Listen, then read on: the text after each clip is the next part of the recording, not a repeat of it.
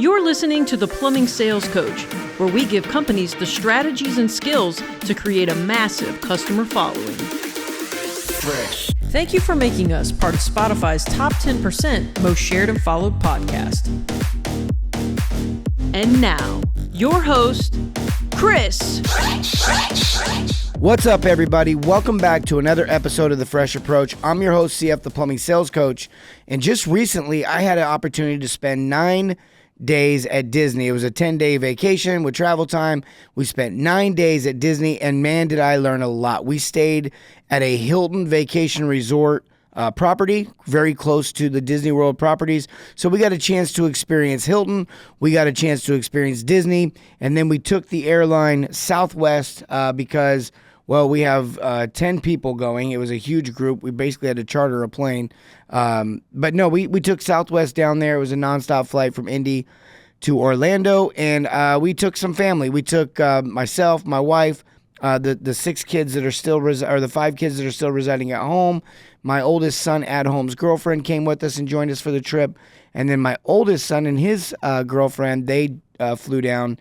We flew them down to meet us out of Virginia. We had a blast. We had an absolute blast. We had a great time.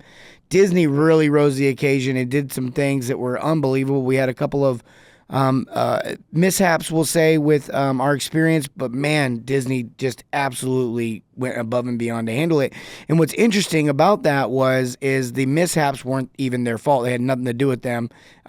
But yet, on the other hand, we stayed at Hilton vacation property, a resort, I'd say a high-end resort, and they caused mishaps and did the absolute least to resolve it. And so we're going to talk about what happens there.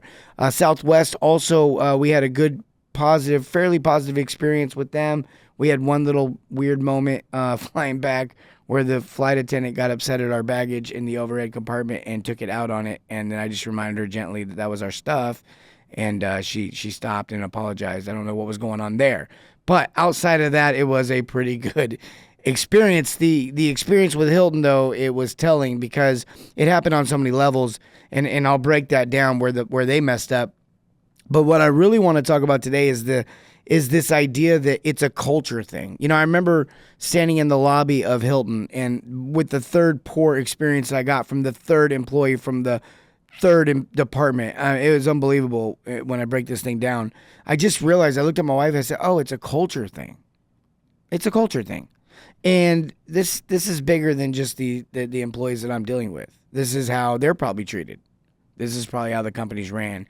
And it really blew me away. If you go back 3 or 4 years ago, I did an episode on Hilton and how they became one of the top companies to work for years ago. I don't know that they still rank high. I haven't looked into that. This is a property that was I will say this was a property that it's a different company, and 2 years ago Hilton acquired them. Maybe they're working on the culture still, but man, was this a poor experience. And the way I was treated was poorly. And it got me thinking in plumbing and service plumbing with our own companies, even with if you're a technician listening, and how you may drag things in, the culture at home may drag into your work life and how you operate. And as an employee in the past myself, I understand where you're coming from and what that's like. But also as an employer, I know aggravating and difficult that can be to have to deal with somebody else's personal problems inside of the business. And then that stuff carries over. Well, when the business owner brings their personal problems into the business, it really causes problems. And the way they treat people and the way they go about things. But I also want to kind of take away this other concept or talk about this other concept. And that's the idea that what we focus on is what we are, what we become, what we end up really identifying with, or people identify us with. For example, if you're an owner that walks around constantly talking about money, like, hey guys, we got to do more revenue. It costs money to run the business. We got to make more money. Like, we can't, it's not free. I can't just pay you. And if you keep saying things like that, talking in that manner, well, then they're going to think it's all about the money. And that's what's going to bleed over to the customer. It's always going to be about the money. This is going to play out in so many different ways. This could be why your techs always get price objections. It's amazing to me that everyone goes, well, our area is different. No one area is different. No one's area is different. We have clients in the UK. We have clients in New Zealand. We have clients in Australia. We have clients in the US, California, small market, big market, Texas, Indiana, middle of nowhere, Ohio. We see it all. We see it all. And what we find is that it's really just the company. It's the culture inside the company. That's what's affecting all this. Some companies have zero price objections ever. How is that? How are they magically getting the right customers? It's not a marketing solution. It's the culture solution. Now, I want you to think about this for a quick second, because if you have employees coming to you asking for money, I need to make more money, or they're calling you greedy, or they think you're greedy, or your people are complaining because you bought something, maybe you're doing that to yourself. Maybe it's the way that you're handling your focus on solutions, your focus on problems, and it's always about the money. That's going to carry over. That's what's going to duplicate. That's what's going to spread. So when you really think about this idea of culture, it's not just what you say. You can put the core values up, and you need to. You could put the mission statement up, and you need to. You can communicate it till you're blue in the face, and you need to. But if you're saying and behaving in a different way that's counter to that, that's what's going to stick. It's like parenting, right? Your kids do what you do, not what you say. What are you doing? Yeah, that was the first thing I realized. I said, man, that's affecting. I don't know what they're saying behind closed doors, but man, that's affecting the way they're handling me right now. I'll tell you, the first problem we had was housekeeping came in, did their thing, and they didn't latch our doors. So they have a messaging app. So I text them and I said, you didn't latch our doors. They said, well, we can't deadbolt the outside door. And I'm like, no, you didn't shut it.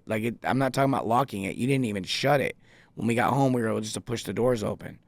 We're at Disney all day long, so all of our valuables, all of our stuff. I've got little kids. I don't want to have anyone hiding I don't want to have to even worry about that stuff. We specifically pick particular resorts because we don't want to have to worry about specific things. This being one of them, security and safety. We're particular. I think everyone's particular when it comes to making sure that their doors are shut all the way. So we went back and forth. They sent maintenance. That was a whole thing, and it's like it's not a maintenance issue. It's just you shutting the doors issue.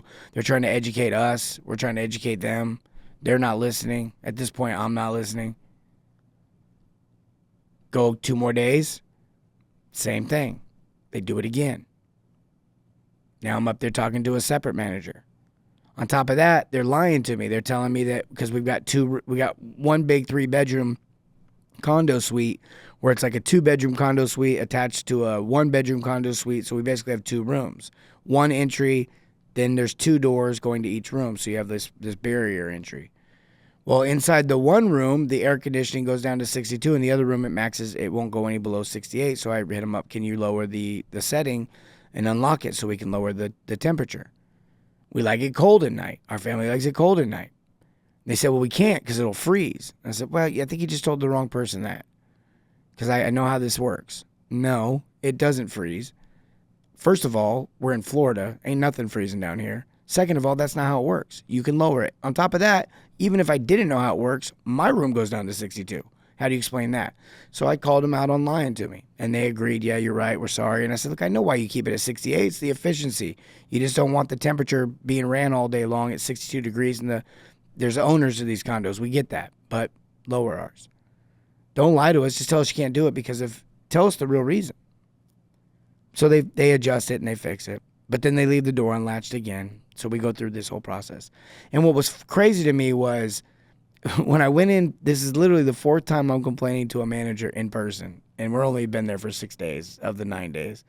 And I say only, but 4 of 6 days I have to go in there and talk to a manager. And I'm in the last manager, I'm talking to her, and I said, look, came in here a couple nights ago, blah, blah, blah, blah, blah, and this was her response.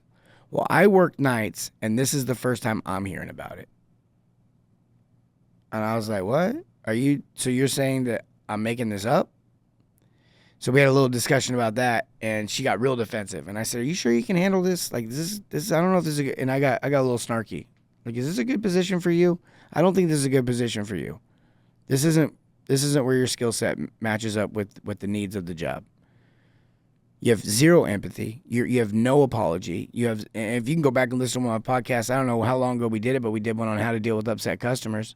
I should have just turned on the podcast for him. Like, here, why don't you come back in 30 minutes after this podcast.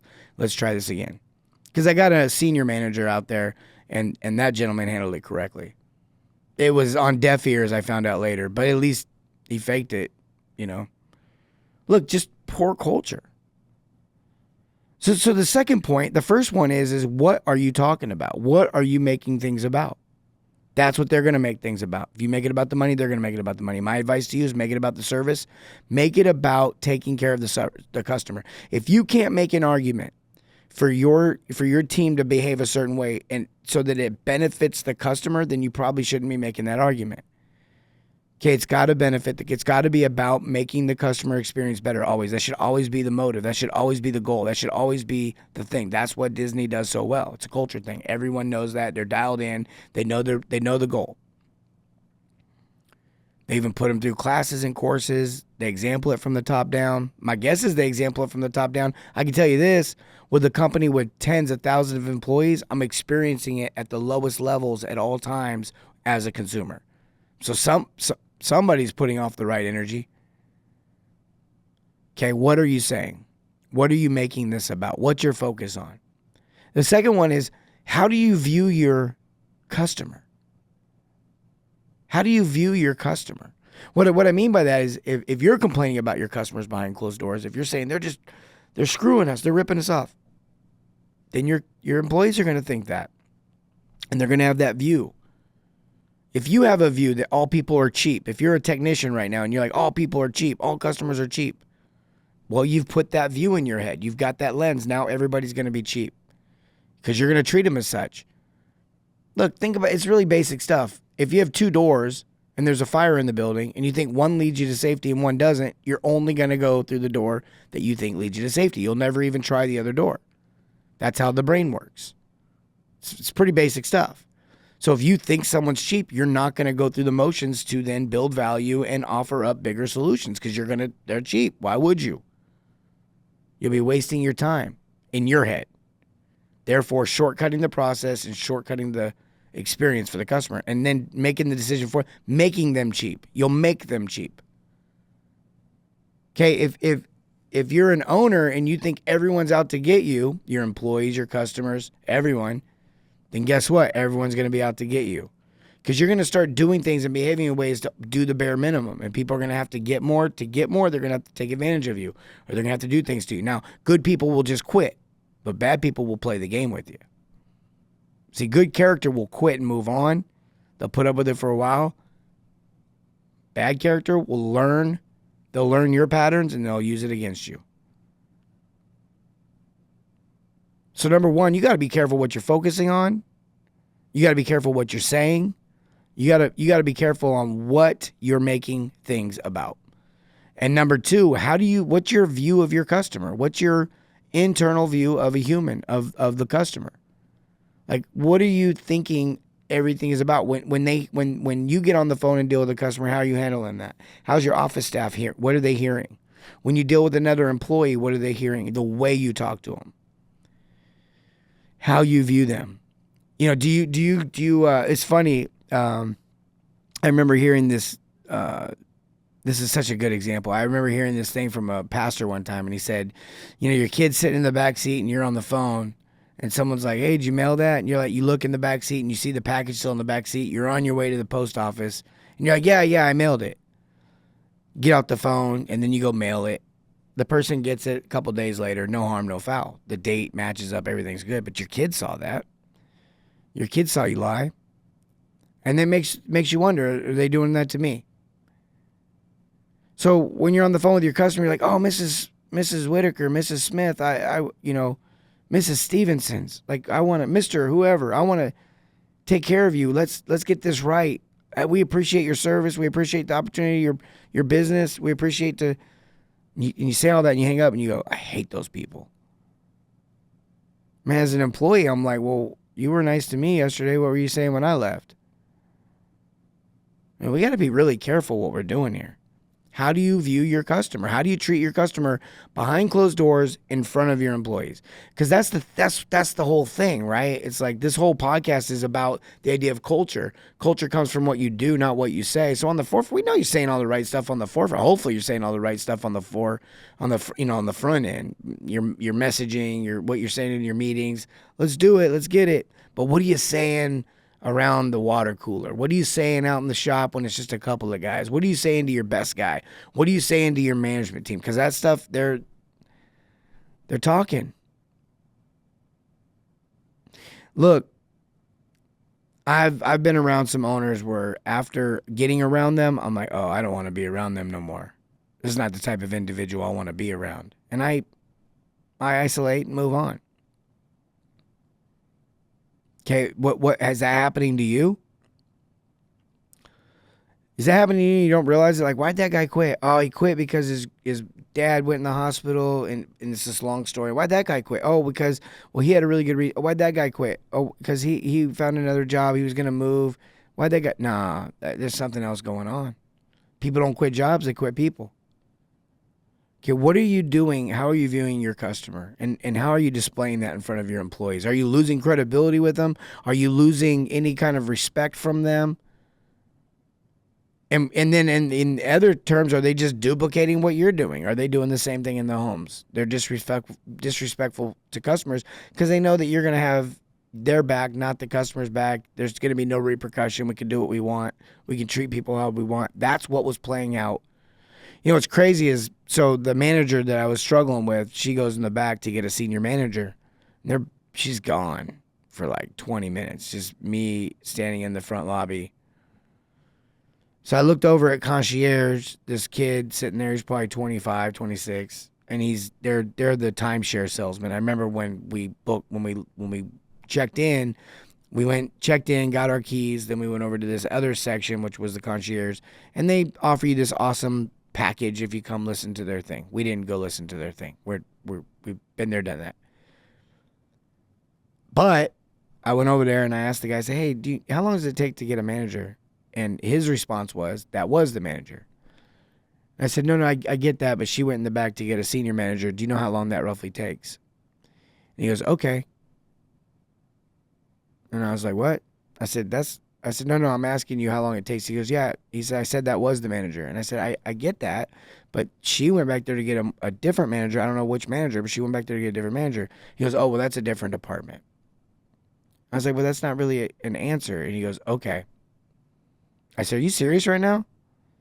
And he goes, well, I just don't feel like I can give you a good response. And I'm like, what are you talking about? I asked you a simple question. And my wife's standing there. My other son's standing there. We're not yelling. No one's even being mean. I'm just simply asking him how long. He had already made it up in his mind that he didn't like us. He didn't like whatever because he was over there the whole time. And just decided to handle it that way. And I said, really? Okay. So culture. That's when I said, oh, it's a culture issue. I see. It's like everyone's comfortable with treating people poorly. Look, I'll tell you right now, guys, I could go work for a company that treats people poorly.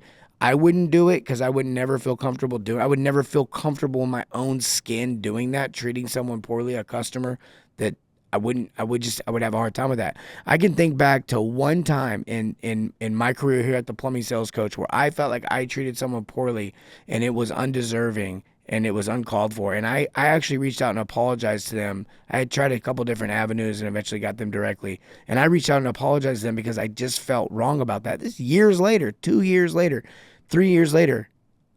That's how it works in my mind. Like, you should never feel comfortable doing that. Should not be normal. This was normal. He actually, while he's interacting with me, kept going back to his cell phone and doing whatever he was doing on his cell phone. If you guys can understand, I know some of you are losing your mind right now. You're like, I would have run across that counter and choked that guy. Trust me. My wife, no, I'm kidding. I wouldn't have. I wanted to. I'm not really that guy. I don't really go, I'm not a tough guy. I don't go around fighting people and stuff like that. But man, I'd tell you, I will say I went back the next day to get some towels, and he was sitting at the desk, and we did lock eyes for a few moments while I walked through the lobby. And not that, come on, Chris, you're better than that. But I did want him to know that if there was a time ever, he might be the exception. I was just irritated. You know, we get irritated as customers, frustrated. I wasn't listening anymore. I wasn't my best version. For sure. They were getting no grace from me. And is that what we want? Is that what we want to do to our customers? You know, the last one, it's really just the same thing, but it's how do you view your employees? How do you view your first customer? Are they real people to you? Like, do you actually have a relationship with them? Look, I'm not saying at all that there shouldn't be accountability. There should be accountability. Like, I own a business. I've owned businesses. I own this one. We've got employees. I have requirements. I have demands. We need to meet those. They know that, but they're humans. Like, we're all in this together. We're doing this together. This is a team effort. I've got a slightly different seat than other people on my bus, but we all are on the same bus. We're all on the same boat. We're all trying to reach the same goal. Everyone's got different motives why they're on the bus, okay?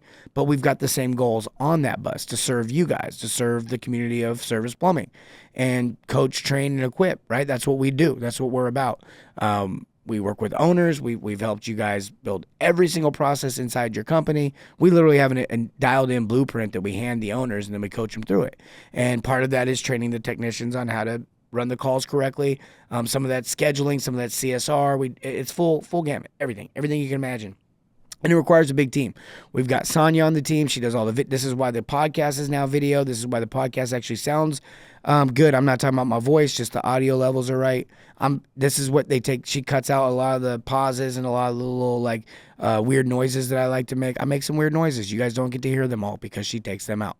And she's doing that for you. And so that's a part of giving you guys a better experience. She's got a different way of supporting the team. Her way of supporting the team is making the content more desirable to receive, making the video quality better in our trainings and all the stuff that we do. And we got Brittany. Brittany's our owner concierge. She would never talk to any of our clients the way that guy talked to me. She would feel terrible on the inside. I don't even got to. Brittany's just a good human. I don't even have to have a culture for her to be that way. But I'll tell you this, if I had a different culture, if I wasn't about taking care of you guys, she wouldn't work for me. Sonia wouldn't work for me. I guarantee you that. They wouldn't be about it. It's not about the money.